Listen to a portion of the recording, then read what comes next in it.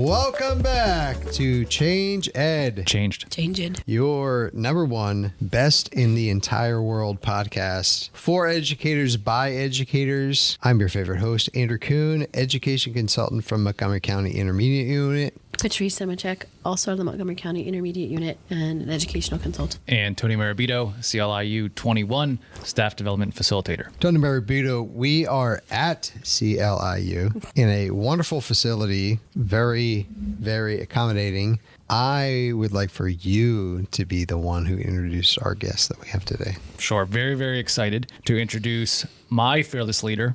I'd like to consider him a mentor. I'm just with everything that he's involved in, Mr. Eric Lech. Hi, everyone. I'm super excited to be on the podcast. I've been singing its praises. I listen all the time. Sorry. Love the banter. Don't be sorry. It's fun. But I tell people it's an awesome podcast to listen to. I'll listen to a bunch of episodes in a row, and then I'll take a break, of course. Yeah, as you'll need. I need a breather. I'm going to take a lap. I need to stop. But really excited and really happy to be here. I feel like I'm in the presence of some celebrities because, again, I hear you guys. And so it's really nice. And like I said, I hope that, my sharing of all of this going on will increase the number of people that are listening to you. More than just Tony's family. That's right. Yeah. He really is a listener. Well, Eric, you have been, as you already said, and we just want to go on record saying thank you because you've been a huge supporter of this work and what we're doing. This is a lot of outside the box thinking. Mm-hmm. How can we create micro PD situations that we can involve everyone in the conversation? And part of that leads me to, and I know this is one of many hats you wear, and I think I'd love to dive into and hear about all the things that you're a part of, but one of the hats you wear is that you're the president, a 2-year gig? A 2-year gig. 2 year but within really an bigger. 8-year span. Right. It's also a very interesting, I like the way that happens too. Yeah. Can't get too much of a good thing unless Maybe. you can. So maybe. So could you just tell us a little bit about the PAIMS group, what they are, what they do, and how they fit into education? I feel like this is an offshoot of the mission of what they do as well. We just get to be heard for 15 minutes, not meetings. Absolutely. So PAIMS is one of the subgroups of PAIU, Pennsylvania Intermediate Units. PAIMS itself stands for PA Instructional Media Services. So historically, it goes back to times when intermediate units would provide service to schools in the idea of lending things like videos, laser discs, technology type resources at the time, think late 70s, early 80s, that maybe were not readily available in school districts, VCRs, things like that. Obviously, that has evolved. The PAIMS group now is a multifaceted group, a group of people that come from very different parts of their intermediate unit. Some of them are network specialists, chief technology officers. We have data consultants. We have instructional technology specialists, educational consultants, a wide range of positions and titles, but all of them are really there to support that network of educational technology in our schools and are often very much a background. You may know there are kind of wires and networks in school buildings and the ceilings that you never see. There are tons of resources that help us access the internet that we have now, but there are always people behind all of that, and PAIMS is that set of people. And our goal is really to provide that support to our schools to make sure that they can keep running the best way that they can using the resources that are most appropriate for them and that match the world that's going on around us with the support systems that are available to them. And again, that might be support from actual wires. It may be support from training for the teachers, for the staff. So oftentimes our PAIMS group is an unseen group, but a really, really powerful and important group in our state.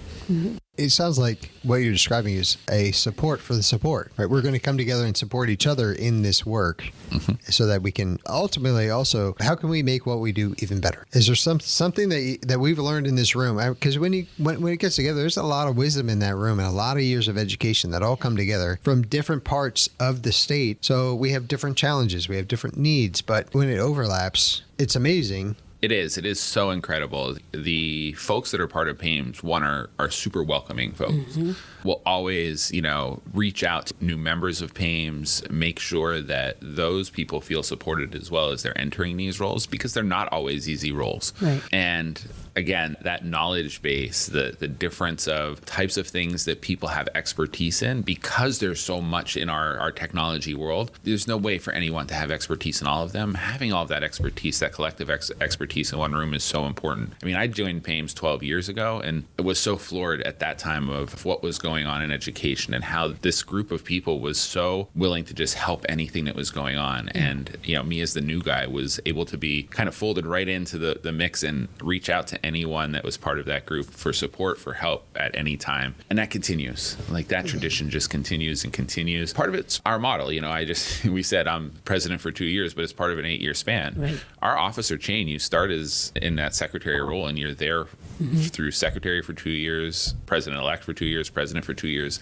and then you stick around as past president to guide the next officer crew. And so that, again, it's just about nurturing the next group that's coming along. And as members of our PAIMS group retire, people like who's just retiring now, Vince Humes, retired last year, were Kevin Connor and Deanne Oley. They're people that, made big changes in the ways that they did things. Kevin related a story to me about the first time he was in a school and they had internet coming onto the screen. Think back about what that meant and how that has changed everything we do in education, right? Deanne Oley was a tremendous asset to all of the student competitions that go on across the state, MadCom, things like that, started as something else at the time. She was also an integral in what was at the time called 1-to-1, which was a grant that started getting computers and laptops into schools. Again, start thinking about what things look like now and what it looked like when we didn't have all of that in schools. Vince Humes is our representative to a national board, the Consortium of School Networking, which is often chief technology officers across the whole United States. So he's involved with what's now called the Innovation Report, which is all about the horizons of what's going on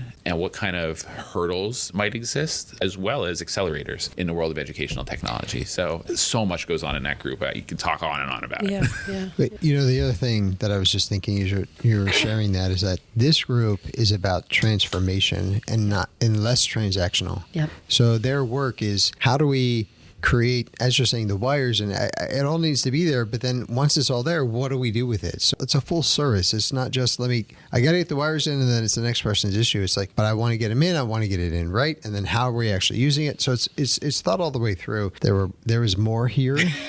Well, what you were saying was making me think about oftentimes the process that a lot of the folks that are in PAIMS use is kind of a sprint process where we're going to try to roll something out, but we have to learn as we go. We can't roll it out and know it's going to be perfect when we get it out there. Just because of the way technology is evolving, the way that we use technology is evolving, and the asks of technology is evolving. As those things kind of roll, it requires multiple parties. It requires multiple people to kind of help move things forward. And sometimes it means we have to come back and take the feedback of what happened and say, all right, how are we going to kind of accelerate that forward to a next step?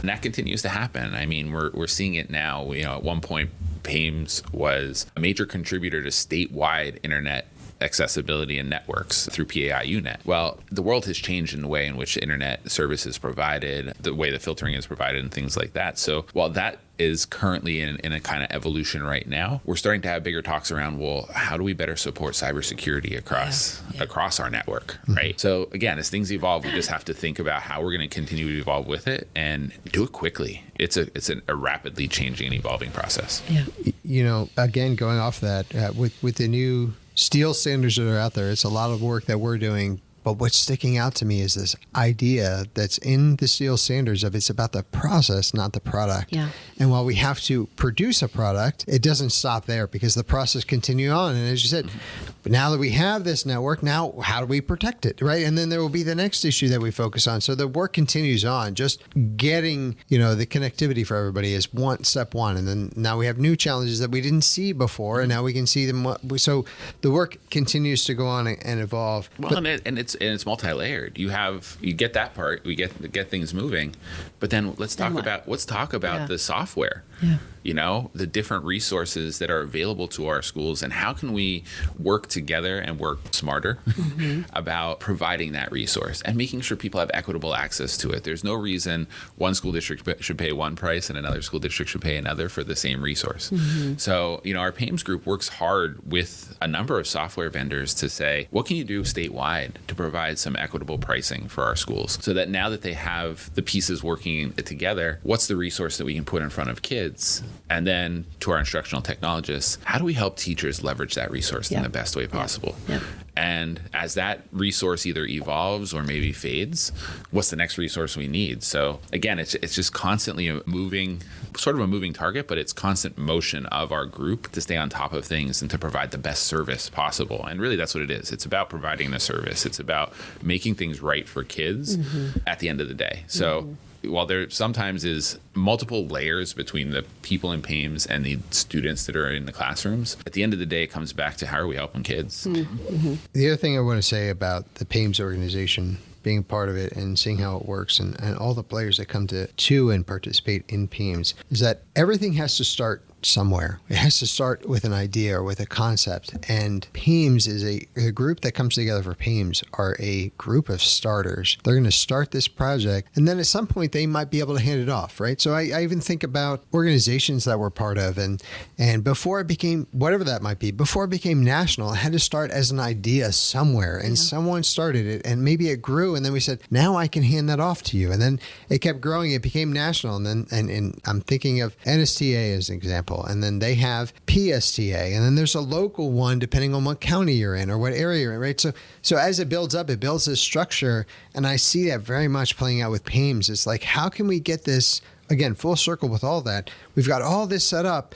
Well, okay, now what does the usage look like? Or is there programming that goes with that? And knowing as well, when do we pass that off to somebody else? Say, look, we've set you up for success. We've done all we can, but like, this is now your forte. And I think that's a beautiful, it's a beautiful dance, right? Knowing where your strengths are, knowing how to get things started, starting the music. And then we know when you get to a certain level, now you're going to pass it off to other dancers. Absolutely. I mean, at some point, the PAIMS group is a limited size group. We have to build capacity in others to kind of move forward with things. One, so we can go back and look at what's the next thing or what's the next iteration, or how can we bring in a new piece to the table that's going to continue to serve. So it's absolutely right. PAIMS needs to serve in that role and continue to serve in that role, at the same time building capacity in others to take things forward and keep moving with them and make them better perhaps, or, allowing for kind of shared leadership of things. Certainly PAIMS has a leadership team, but at the same time, we have subcommittees where there are great leaders that take projects on and keep moving them forward, whether it be through, an online learning subcommittee or a professional learning subcommittee, because PAIMS doesn't exist if we don't keep learning. All of those pieces really kind of keep us moving forward, and we building capacity, building leaders, helping to, again, feed us back to grow and improve. Eric, thank you for taking the time to be on this podcast and for your support of this podcast. Yes, and what it stands for. And I think so much of what you shared is ultimately what we are trying to stand for in this way as well. And how do we empower educators to feel seen and feel heard and valued, because they are. We encourage you to follow us, to share this podcast with individuals, and we encourage you to be you and be genuine. Thank you very much. I appreciate being here. Thanks for being here. This was fun.